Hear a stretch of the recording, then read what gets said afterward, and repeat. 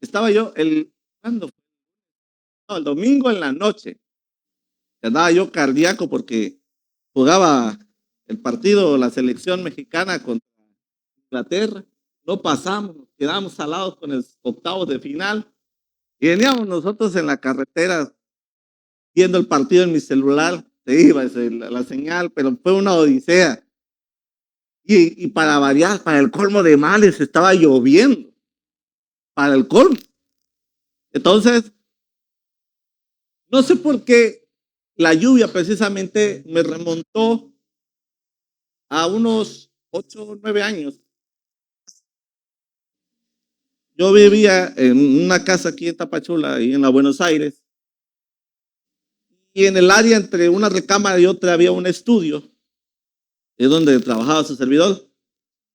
Pero había notado que se empezaba a ver una manchota así grandota, color verde. Verde en todo el verde oscuro, verde claro, y hasta quedar así todo negro. Yo decía, híjole, ya se me filtró la humedad. ¿Qué es lo que hacemos primero cuando se nos filtra la humedad? La culpa es del vecino. Siempre culpamos al vecino por la humedad. Pero yo voy con el vecino para ver si era, y el vecino tenía el mismo problema de humedad. Todo verde, en la misma área que me estaba saliendo a mí. Dije, bueno, subamos a la azotea, a ver si no es en la junta y la sellamos. Pero nos damos cuenta, porque yo rentaba que la junta de la casa estaba sellada. O sea, no había ni para que entrara agua. Entonces, ¿por dónde viene la humedad? Y nosotros, porque así nos dijeron, no pasa ninguna tubería en esa pared, ni para decir que se había roto la tubería. No pasa. Entonces, entre el vecino y yo decidimos pagar a un profesional para que nos solucionara ese problema de la humedad y el moho. Y empieza a agarrar su martillo, su cincel, y del lado de mi pared empieza a romper. ¿Qué creen? Que sí pasaba tubería. ¿Hacia dónde iba? No sé, creo que hasta el final estaba taponeado, no tenía salida. Era el agua que venía de la cometida general. Cometida como CFE, ¿no? Del registro general. Y tantas veces la presión que reventó la tubería. Y esa tubería se estaba regando entre la pared del vecino y entre mi pared. Y al final dije, bueno, lo soluciona, lo sella, pero lo sella no acá, lo sella desde afuera para que ya no entre agua. Tan, el problema solucionado. Pero ¿qué pasó antes de yo llegar con el profesional? ¿Qué es lo que hice yo? Bueno, a raspar, agarraba la lija, echaba vinagre, compré la pintura esa que es antihumedad y anti-moho y todo eso, lo puse. Pero a la otra temporada de lluvia fue que empezaron a salir unas manchas amarillas. Y de esas manchas amarillas, algunas empezaron a hacer bomba. Están comiendo chicle ahí. Le tronaba y salía agua. Y lo que hacía era que yo lo hacía superficial, no estaba yo atacando la raíz, estaba yo atacando lo superficial. Para la siguiente temporada de lluvia, claro, se mostró el problema, volvió a salir, ¿sabes? Y eso me remontó a lo que en muchas iglesias o muchas personas también buscan. La mayoría de las personas van a una iglesia buscando a Dios, pero para que le pueda dar nuestro Dios, una manita de pintura nada más, pueda medio ahí dejarnos bonita la pared de nuestra vida para que se vea presentable, para que se vea agradable. Vamos a la iglesia esperando a que nos retoquen las grietas de la vida, que nos pongan ahí Redimix, cemento para que no se vean las grietas, para seguir sosteniendo tal vez una apariencia, tal vez para seguir sosteniendo una perfección plástica que nos va drenando la vida. Porque siempre he dicho que mantener una mentira te cuesta energía, te cuesta muchas cosas. ¿Quién quiere vivir toda la vida sosteniendo una mentira? Nadie. Mira, lo que el Señor quiere hablarnos hoy es decirnos, a ver muchachos, iglesia, un camino a casa, dejemos de andar retocando, maquillando el problema, mejor vayamos atacando la raíz del problema. Y hoy el Señor nos dice, es momento de dejar de decorar las celdas y empezar a entregarles un martillo para que empiecen a llegar a la raíz de ese problema. Qué difícil es poder solucionar ese problema. Ese problema que esperamos a que muera y no muera. Ese problema al que esperamos a que se solucione y no se soluciona y parece que nunca se solucionará.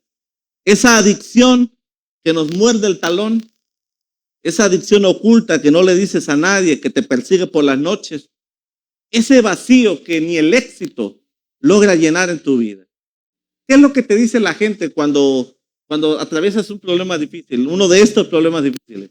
A lo mejor tú estás lidiando con una enfermedad, a lo mejor tú estás lidiando con un problema familiar, con un problema matrimonial, con un problema personal, con un problema económico, con un problema laboral. Y ves que no hay, te llueve sobre mojado y ves que no tiene salida. ¿Qué es lo que te dice la gente? Más específico, ¿qué es lo que te dice la gente de la iglesia? ¿Qué te dice? Estás en pecado. ¿Qué más te puede decir la gente de la iglesia? Porque vienes a la iglesia por pan de vida y te echan pedradas de culpabilidad. ¿Cómo es así? ¿Qué te dicen? Ay, hermano, lo que pasa es que te falta fe. Esa es una. Te falta fe, mi hermano. O hay un pecado oculto en tu vida que estás pagando. Estás pagando una factura de algo que hiciste. ¿Sabes? La semana pasada yo les dije, dejemos de ver las temporadas difíciles como castigos de Dios, porque nunca son castigos. Son escenarios, son plataformas, son oportunidades en la cual la gloria del Señor se va a mostrar en tu vida. Es para enseñarte, es para hacerte más fuerte, es para hacerte crecer, llevarte a niveles espirituales que nunca creíste poder llegar. Pero ¿sabes cuál es el problema? Que la religión no te va a ayudar jamás a sanar tu corazón. Nunca. La religión no te va a sanar el corazón. ¿Sabes lo que hace la religión? Te cobra los recargos por estar herido. La religión solo te va a cobrar los recargos por estar roto. La religión solo te va a atacar tu pasado, diciendo te voy a cobrar todo lo que hiciste en tu pasado, como que se sienten el SAT celestial, empiezan a cobrar los impuestos de lo malo que hiciste en tu pasado. Cuando la palabra de Dios dice, he aquí, soy nueva criatura, soy hecho nuevo, las cosas viejas pasaron, todas son hechas. La religión te pone una mochila de plomo esperando a que corras un maratón. Eso es lo que hace la religión. Ahora, ¿de dónde viene ese problema precisamente? Y voy a hacer un paréntesis, porque tengo en el corazón la necesidad de poderlo decir, porque el Señor me lo estableció en el corazón en esta semana y lo tengo que decir. El problema a veces somos nosotros mismos como iglesia, que nosotros fingimos una vida espiritual que no tenemos. ¿Sabes cuál es el problema de fingir una vida espiritual que no tienes? Que cuando viene un nuevo, se siente culpable de estar roto y le pones el estándar demasiado alto. Pero al final es apariencia. ¿Sabes? Esa persona nueva que nos ve que en apariencia somos tan espirituales, se siente mal por estar roto. Se siente culpable por sentirse así. ¿Me siguen hasta ahí? Yo siempre les he dicho, a veces está bien no estar bien. No te necesitas mantener una fachada. Si estás mal, punto. No necesitas. Hermanito, ¿cómo estás? Estoy fortalecido en el nombre de Jesús. Yo no digo que no, pero a veces es bueno decir, estoy pasando una situación muy difícil en mi vida, pero todavía sigo creyendo en que Dios me va a sacar de este problema difícil. La fe no es negar la realidad. La fe es decir, ok, esta es mi realidad, pero mi realidad no me va a definir a mí. Lo que me define es que Cristo está conmigo. Y si Cristo está conmigo, ¿quién contra mí? ¿Me siguen hasta ahí? También los pastores tenemos culpa, se los voy a decir. A lo mejor muchos de los pastores allá afuera no se van a atrever a abrir esa parte de su corazón o abrir ese telón, pero los pastores también tenemos culpa. Te voy a decir por qué. Porque a veces nosotros como pastores les exigimos a las ovejas que sean de una forma que nosotros queremos. ¿Me siguen ahí? Que sean más espirituales, que lean la palabra, que se nos olvida a nosotros que también fuimos esas ovejas. Pastores que me están escuchando, se nos olvida también a nosotros que también fuimos la oveja rebelde, la oveja negra, la oveja que no sembraba, la oveja que no leía la Biblia, la oveja que le daba pena orar. Se nos olvida que éramos la oveja que a veces llegábamos tarde. Se nos olvida que también estuvimos ahí. Parte de la culpa de toda esta situación que les comento es no solamente de la iglesia, sino también de los pastores o de los líderes que estén a cargo de un ministerio. Y alguien que pueda entender perfectamente bien lo que les estoy diciendo es un personaje que van a encontrar en el libro de Juan capítulo 9. Si tienen donde anotar, o en su celular anoten, mándense una nota de WhatsApp a sí mismo y pongan Juan capítulo 9. Léanse todo Juan capítulo 9. Y específicamente en la parte de este varón, de este hombre que es el ciego del estanque de Siloé. Es uno de los milagros que Jesús realizó, todos conocemos, es que escupió en tierra, hizo un barro, se lo puso al ciego, el ciego se lavó en el estanque de Siloé y logró poder ver. Si se acuerdan de esa parte de la Biblia, ¿verdad? Todos se acuerdan. Te hago una pregunta. El ciego, que era ciego de nacimiento, ¿necesitaba un examen de oftalmología? ¿No? ¿Para qué? Si ya decían que era ciego. No necesitaba un examen de oftalmología. Otra, el ciego necesitaba una charla sobre el origen de su mal. Alguien que le explicara por qué nació así. ¿Qué era lo que quería el ciego? ¿Cuál era su máximo anhelo? Créeme, cuando viene gente nueva, lo que menos quiere esta gente es que le respondas al por qué está así en su vida. Para empezar, ni yo, ni nadie que se pueda parar en una plataforma tiene la respuesta al por qué. Nadie. El único que puede darte esa respuesta solo es uno. Y es nuestro Señor. Pero ni a Job le dijo por qué pasó esa situación. ¿Me siguen hasta ahí? Ahora, su problema del ciego no era solo su ceguera. Era que la mirada de un sistema religioso, la época, prefería etiquetarlo antes de amarlo. ¿Qué pasa cuando en la iglesia llega alguien que está enfermo, roto, quebrado, pero ves que no tiene solución? Prefieren etiquetarlo. Es la oveja negra. Para allá, tú eres un pecador, no te juntes con estos santos, me vas a manchar mi vestidura blanca. Y empiezan a marginar a lo que está mal. Empiezan a hacerlos, a etiquetarlos, porque no se sienten con la capacidad de poder amarlo. Porque la gente ama la perfección. La gente ama al que es perfecto, al que habla de buena manera, al que se comporta de buena manera, pero no es capaz de poder amar a aquel que está roto, a aquel que está quebrado. ¿Me siguen hasta ahí? Y en el libro de Juan, capítulo 9, es la radiografía perfecta de la exclusión sistemática. Imagínense esto. Imagínense que ustedes son el ciego. Yo les voy a pedir un favor. Ahí donde están, cierren sus ojos un momento. Hoy son los ciegos, cierren sus ojos. Sientan el olor que hay en el ambiente. Escuchen el ruido más pequeño que puedan percibir. Escuchen los pasos de la gente que camina de aquí para allá. Escuchen ese sonido de las monedas de oro que caen cerca de él. ¿Pueden percibir ese aroma? A lo mejor es orégano, es comino. A lo mejor es un perfume maderoso de alguien que pasó. Imagínense esto que hicieron hoy ustedes. Este ciego lo hizo desde que era bebé, niño, joven, adolescente, joven adulto. se siente uno muy inútil de no poder verlo, ¿verdad? Pero mira,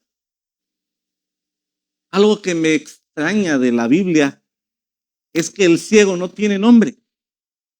Yo le pregunté a mi esposa, ¿qué sabes de este ciego? Es que era un ciego. ¿Cómo se llamaba? Bueno, a pensar, no me acuerdo. Le dije, no es que no te acuerdes, es que la Biblia no le menciona nombre. Sí hablan acerca de Jairo, sí hablan acerca de Lázaro, sí hablan acerca, pero hay personas o personajes en la Biblia que no se les menciona el nombre. Se les menciona por una etiqueta. ¿Saben cuál era la etiqueta? El ciego. No tenía nombre, tenía una condición. Era un estorbo teológico antes que un ser humano. Era la etiqueta que le dieron la sociedad en ese punto. Tú eres el ciego. ¿Cómo te llamas? No sé, pero eres el ciego. Y la gente es así con nosotros cuando conoce nuestro pasado. Dice que no hay peor cosa que alguien que te conoce toda la vida. Porque generalmente no te va a conocer tanto por tu nombre, sino por tu condición, por tu pasado. Ah, sí, tú eras el borracho aquel. Ah, eras el mujeriego, claro, me acuerdo de ti. Ah, eras la rompecorazones, no sé. Hay demasiadas etiquetas en esta tierra. Nos reconoce más por la etiqueta que por nuestro nombre. Pero en ese pasaje de Juan 9, hay tres perspectivas que son, yo lo percibo así, son como un insulto a la gracia de Dios. Porque dentro de milagro más grande que Jesús hizo, que es darle vista al ciego, hay tres tipos de personas que rodearon ese milagro. El primero son los discípulos. Para mí los discípulos yo lo catalogo como la teología forense. Es decir, no ven a un hombre sufriendo. No ven a un hombre, ay, pobrecito, ciego, pero ojalá el Señor. No ven a un hombre sufriendo. Ven un caso de estudio. Ah, es ciego. Ah, mira. Hay que ver quién pecó. A lo mejor pecó él. Pero no puede ser porque él nació ciego. Ah, pecaron sus papás. Es hijo de un, ¿cómo le llaman? De fornicación, fuera del matrimonio. Bastardo. Por eso es que quedó ciego. Esa es la teología de los discípulos. Es la inmadurez de querer cerrar un expediente mental buscando culpable, buscando un chivo expiatorio. Quieren un por qué para no tener que involucrarse en el para qué. Lo que decía nuestra hermana Carlita. ¿Por qué? ¿Por qué? ¿Por qué esto? ¿Por qué aquello? Y a los discípulos se les hizo más fácil decir, está pecado. En vez de preguntar, ¿para qué está así? ¿Para qué nació así? Siempre nos preguntamos, ¿por qué a mí? Porque yo, en vez de decir, Señor, ¿para qué estoy pasando esto? ¿Para qué estoy atravesando esto? ¿Para qué me está sucediendo esto que me está sucediendo? Mira, la otra perspectiva que había alrededor era la de los vecinos o los conocidos alrededor. Yo le llamo la dictadura del pasado, porque incluso después de que el ciego cobró vista, la sociedad intenta devolverlo a su lugar de origen. ¿Sabes qué le dicen cuando él se acerca? Le dice, puedo ver. Y era gente que conocía que él era ciego. Puedo ver. ¿Y qué dijo la gente? ¿Qué dijo los fariseos? ¿Qué hicieron los de la iglesia? Como que se le parece. Se le parece. ¿Por qué hacerle esa negación? Porque su sistema religioso no admitía que alguien pueda ser transformado radicalmente. Prefieren al hombre mendigo que al hombre libre desconocido. Prefieren saber que es el ciego de siempre. Hey, no me cambien al ciego. Me están cambiando toda mi estructura de vida. Siempre crecí con este ciego. Hablé con ese ciego. le di comida una vez a este ciego, para mí es el ciego de mi vida. No me lo anden transformando. ¿Por qué? Porque la religión de la época no permitía que alguien podía ser libre de una enfermedad. Mira, y hay un tercero, y vamos a ir desglosándolo poco a poco. Hay un tercero, que son los padres, los papás del ciego. Sí, el ciego tenía padres que no estaban precisamente con él. ¿Dónde estaban los padres? ¿Saben dónde estaban? Estaban en su casa. Van y buscan a los padres para dar fe, si es cierto. A lo mejor era mentiroso, nos mintió toda una vida de que era ciego.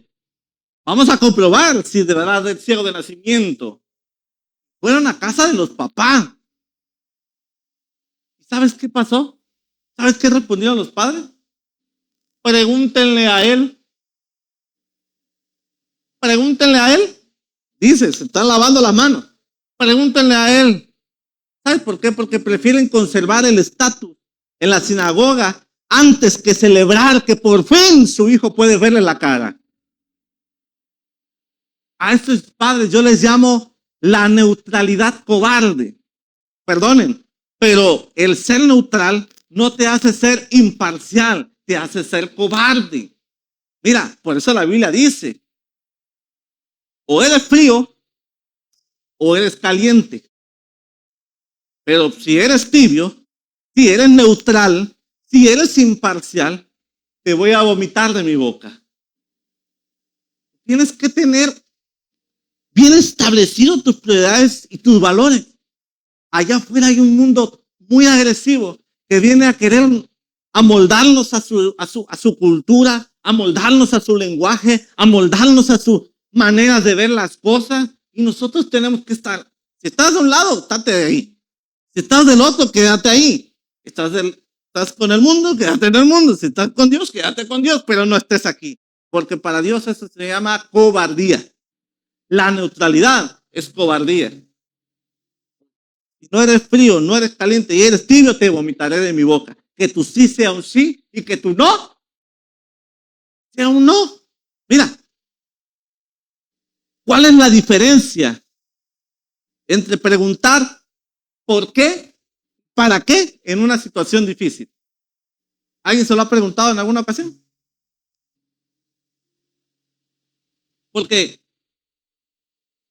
preguntar por qué es propio de un creyente inmaduro que busca culpables, que busca las causas de su situación.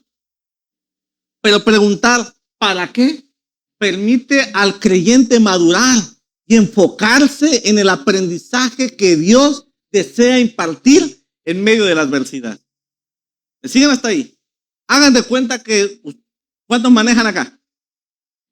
Todos manejan. Bueno, aunque sea el carrito de super suegra. Pero en un auto siempre hay un retrovisor y están los faros que alumbran al frente. Van en la carretera, pónganse que van a Unión Juárez. Vamos a Unión Juárez todos. Cada quien tiene su carrito, nos vamos a ir a Unión Juárez, vamos a echarnos un cafecito, pan. Vamos, dice, jalo. ¿Jalan o no jalan? Ustedes van manejando, pero ya va anocheciendo. Es momento de encender las luces, los faros, las luces delanteras. Pregunta, ustedes ya conocen la carretera para allá. ¿Ustedes irían manejando viendo el retrovisor? Solo viendo el retrovisor. O irían manejando viendo al frente con las luces encendidas, que no te ven un tráiler por el frente. Está fea la carretera para allá. Creo que sería lo más sensato. Sí, volteamos, como dice mi esposa, a ratos ver el retrovisor. Por precaución, quién viene atrás de nosotros. Pero vamos en carretera. Lo más importante no es estamparnos de frente o no irnos en el barranco. Vamos concentrados a lo que está delante. Bueno, el por qué te hace manejar en la vida solo viendo el retrovisor. Solo buscando en el pasado lo que ya no hay, lo que ya no existe. Es más, para Dios ya no existe. que dice que Él enterró todo nuestro pasado, nuestra culpa, nuestra culpabilidad, nuestros pecados, nuestras malas decisiones, los enterró en lo más profundo de la mar. Y Él dijo, nunca más tendré memoria de ello. Sígueme hasta ahí. Para Él no existe. Entonces, ¿por qué vas por la vida solo viendo el espejo del retrovisor, preguntando, ¿por qué yo? ¿Por qué a mí? ¿Por qué me pasan estas cosas? ¿Por qué? ¿Por qué? ¿Por qué? ¿Por qué? ¿Por qué? En vez de encender las luces delanteras, pensar, ¿para qué el Señor me trajo acá? ¿Para qué el Señor me dejó en este trabajo? ¿Para qué el Señor me dejó en esta casa? ¿Para qué el Señor me dejó en esta iglesia? ¿Para qué el Señor me permitió poder emprender mi negocio? ¿Para qué el Señor me dio mis hijos? ¿Para qué el Señor me dio este ministerio? ¿Para qué estoy atravesando esta enfermedad? ¿Para qué estoy atravesando este momento difícil? ¿Ven la manera diferente de ver las cosas? Esa es la diferencia entre manejar por la vida con el espejo del retrovisor y los faros de delante. Pero ¿sabes? Jesús les responde de una manera muy tajante, muy inteligente, muy sabia a ese por qué de los discípulos. Porque los discípulos buscaban al culpable. El por qué está así. No puedo ser él, esos son los padres. Miren lo que dice el capítulo 9, versículo 3. Ahí dice, ni él pecó, ni sus padres pecaron. Escuchen lo que está diciendo Jesús. Jesús les está respondiendo a los discípulos, ¿por qué está ciego? A lo mejor porque pecó. Ni él pecó, ni sus padres pecaron. Sucedió para que las obras de Dios se manifiesten. Escuchen lo que está haciendo nuestro Señor Jesús. Está diciéndole, dejen de ver el por qué. Lo más importante es para qué. ¿Para qué nació así? Para que las obras de Dios se manifiesten. Nació ciego. Miren el resultado. Esa persona que nació ciego aparece en todas las Biblias impresas alrededor del mundo, en toda la historia. En la biografía de nuestro Señor Jesús, Él tiene un espacio. Pero era el ciego. Nació para poder mostrar la gloria del Padre a los hombres y poder dejar evidencia de la historia a lo largo de tantas generaciones de que Él sanó a un ciego y que Él es capaz de poder dar vista a los ciegos. ¿Me siguen hasta ahí? En vez de buscar un porqué, ¿para qué? Entiende esto. Lo que les dije hace rato. Ningún orador va a tener la respuesta de tu porqué. Ni yo, ni psicólogo. Nadie va a tener la respuesta de tu porqué. Pero tu crisis no es un castigo, es un escenario, es una oportunidad publicitaria, vamos a decirlo así, para que el poder de Dios se manifieste a un nivel que la comodidad no permitiría. Tu dolor es la plataforma de Dios para mostrar su gloria. Tu dolor, lo que estás atravesando, es la plataforma de Dios para hacerse presente en tu vida, para hacerse real en tu vida, para enseñarte, para hacerte crecer, para hacerte más fuerte. Es la plataforma que el Señor está usando para decir, aquí estoy yo. Estoy contigo en las buenas, pero también estoy contigo en las malas.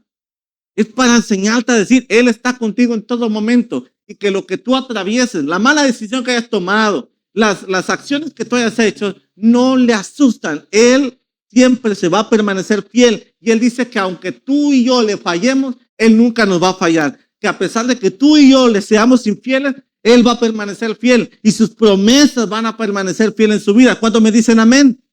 Mira, para recibir el milagro,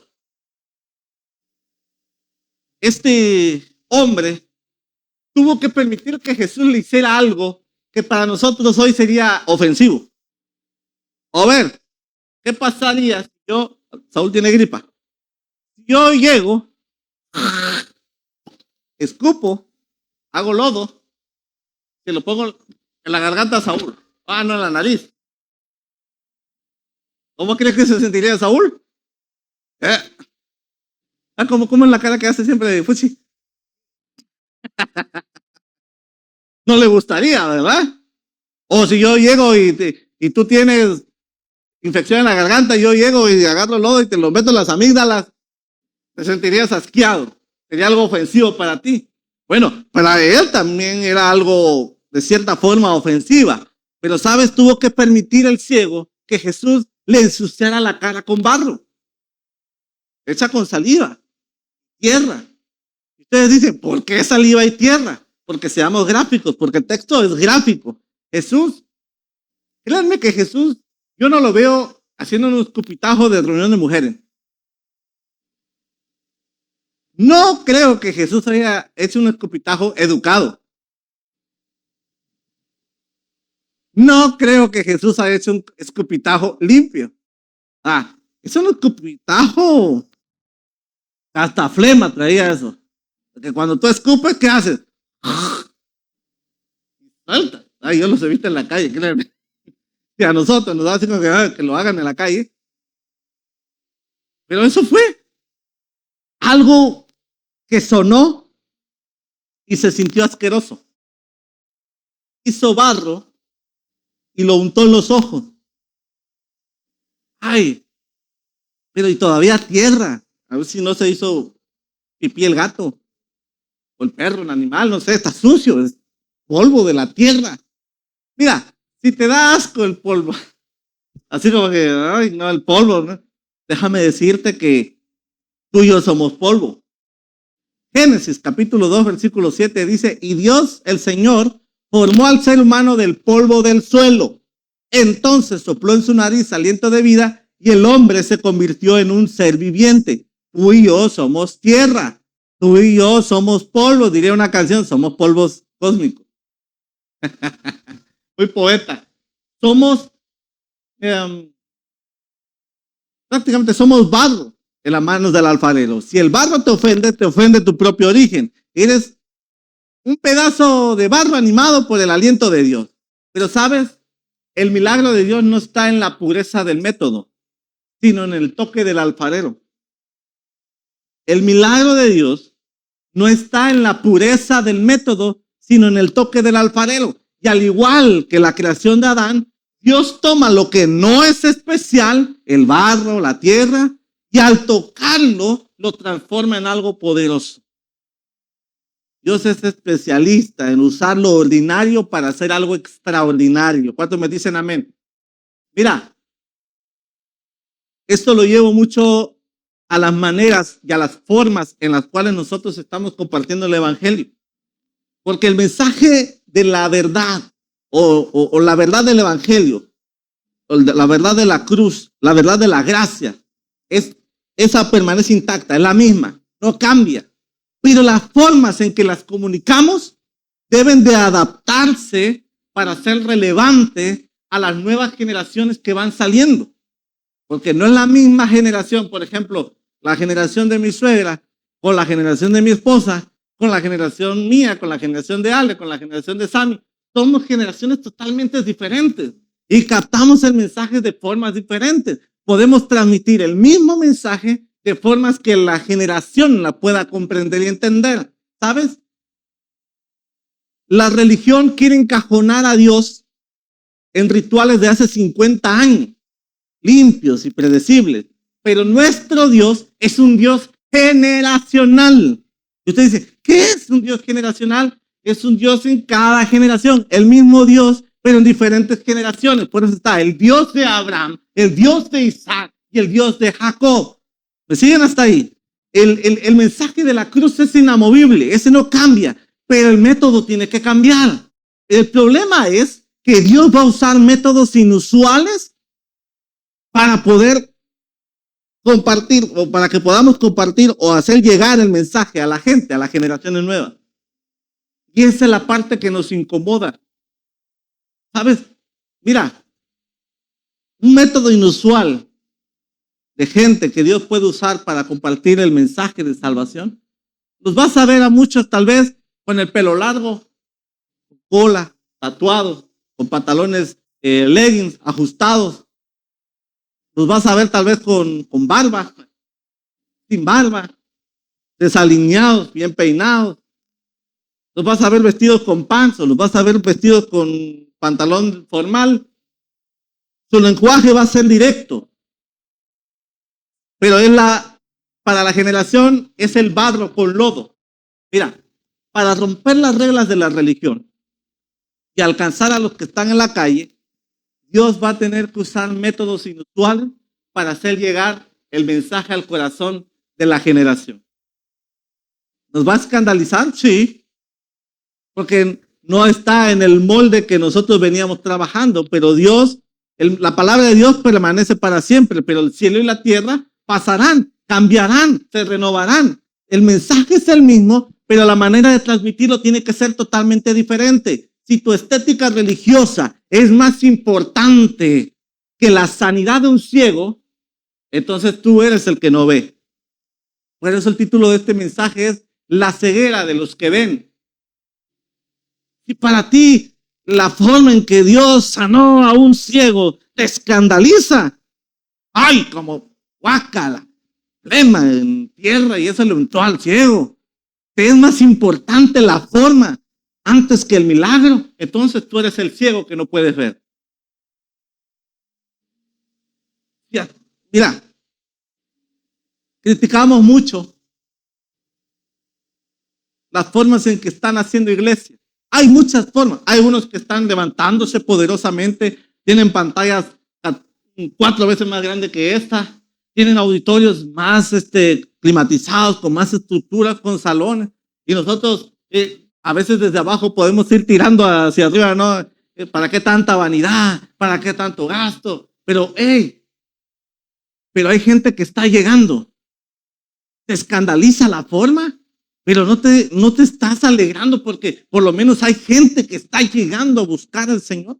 Hay gente que ya decidió no hacer eso. Decidió hacerlo algo más íntimo. Hacer en vez de un servicio como tal, una célula en casa. Ay, pero ¿cómo van a hacer eso? Si lo hacen el domingo, mejor háganlo los miércoles. ¿Te escandaliza la forma? No, y no te alegra tal vez por los resultados que puedan tener, porque quizás hay gente que busca más conexión con la gente, más interacción, más relación interpersonal. Te escandaliza más la forma que el milagro en sí. Entonces, déjame decirte que tú y yo somos ciegos. Mira, el ciego tenía un problema que a veces tenemos nosotros o tuvimos nosotros. Mantener una identidad nueva cuando nuestro entorno se beneficia más por la versión antigua de nosotros. Cuando yo comencé a cambiar, porque yo soy cristiano de cuna, siempre lo digo, pero siempre respondo, la cuna era cristiana, yo era otra cosa. Realmente yo aceptar al Señor como mi único salvador, tuvo que pasar muchos años de tropiezos, malas decisiones.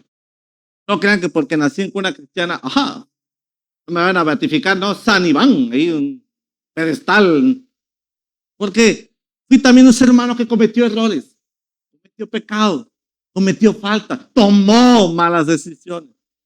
Pero mira, cuando yo comencé a cambiar, su servidor, algunos de mis amigos me decían, Iván, sabemos quién eres y sabemos qué hiciste. Tuve que dejar que esta pasión mexicana, lo mexicano me saliera del corazón y decirle, ese es el problema que ustedes tienen, que ustedes conocen al que yo era antes, pero ese hombre ya no existe. Ese hombre fue crucificado con Cristo y el que está hoy frente a ustedes es una nueva creación. Tengo ese problema a veces con mi familia. Mi familia está...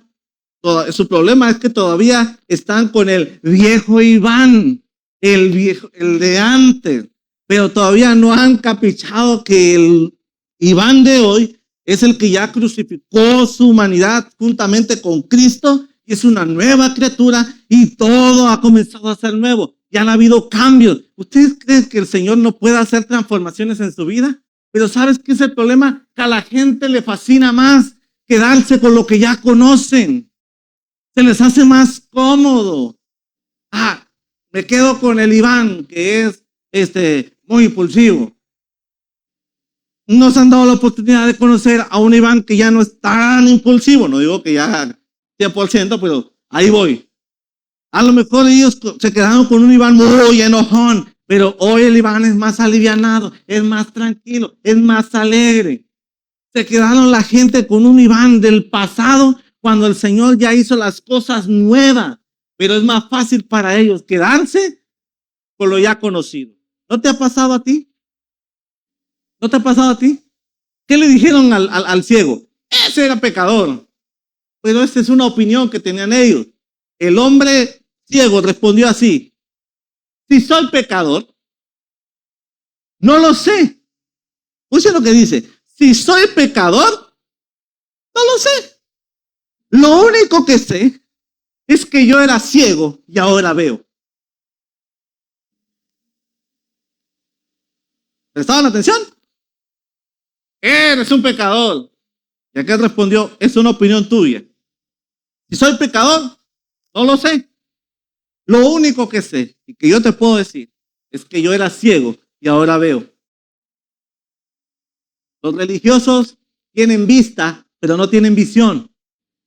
Tienen reglas, pero no tienen vida. No permitas que alguien que solo tiene una opinión de ti reduzca el poder del impacto que Dios ha hecho en tu vida a través de su gracia. Las opiniones no abren los ojos, los testimonios sí. ¿Me siguen ahí? Las opiniones de los hombres no abren los ojos. El testimonio sí abre los ojos. La teología sin obediencia es solo gimnasia mental. ¿A qué me refiero con eso?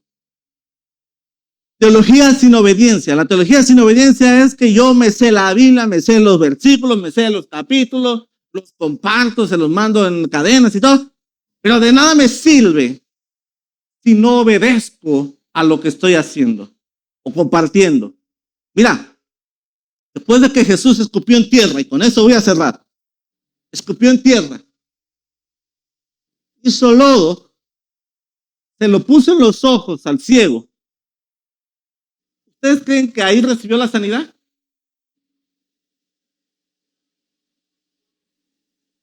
¿Ustedes creen que ahí recibió la sanidad?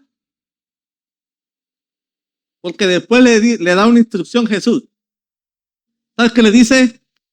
Ve y lávate en el estanque de Siloé. Escuchen, agarró, escupió, hizo barro, se lo puso en los ojos y le dice a Jesús: ve y lávate en el estanque de Siloé. Se quitó el barro, ahí lo dejó.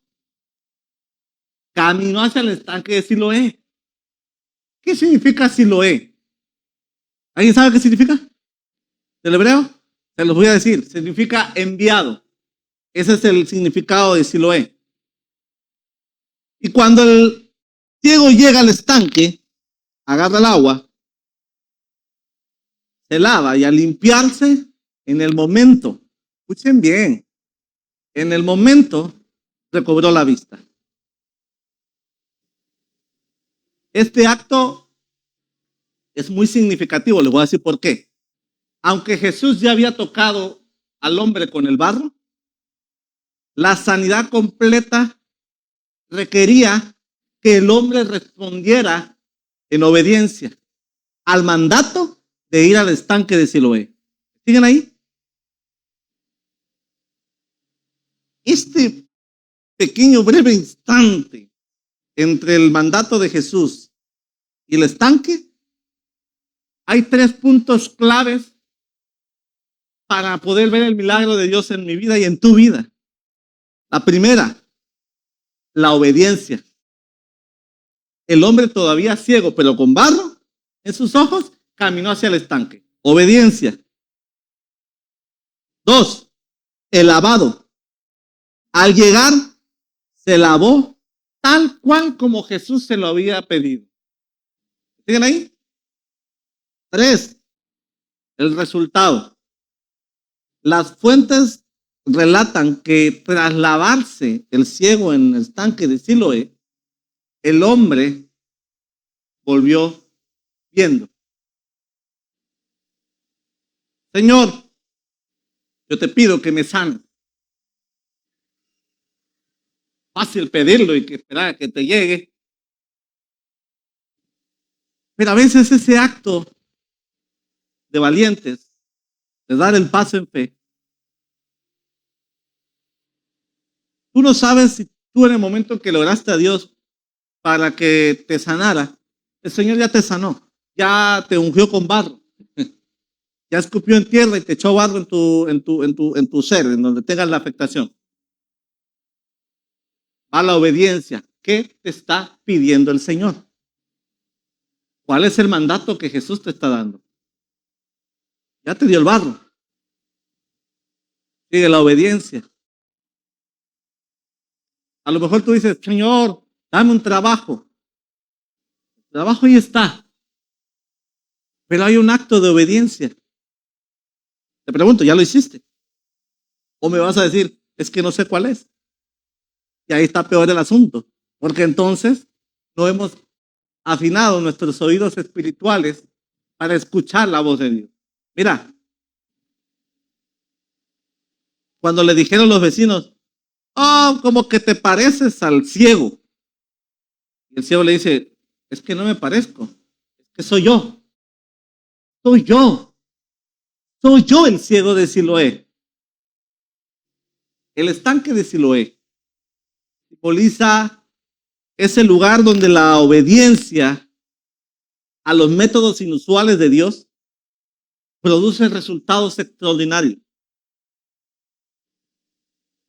Cuando yo le pedí al Señor auxilio en toda la extensión de la palabra, en uno de los momentos más difíciles de mi vida, cuando yo le pedí auxilio, clarito entendí en el corazón qué era lo que Él me estaba pidiendo.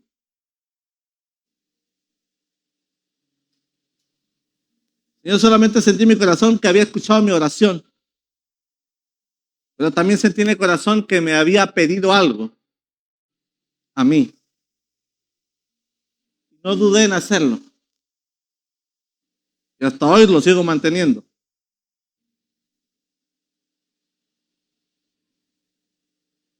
No te pido otra cosa, Iván, más que me ames con todo tu corazón, todas tus fuerzas, toda tu mente, toda tu alma. Estoy pidiendo que hagas otra cosa, que consagres tu vida a mí, que yo sea tu primer lugar en todo. Y hasta hoy en día no he faltado a esa promesa que yo.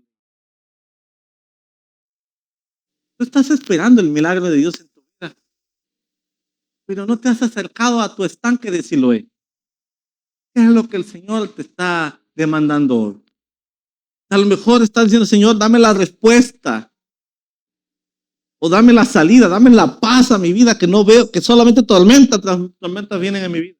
Y a lo mejor el Señor te está diciendo, hey, no te pido otra cosa, más que me ames con todo tu corazón, que me sirvas con ánimo voluntario, que seas fiel, que seas obediente. No te pido nada más.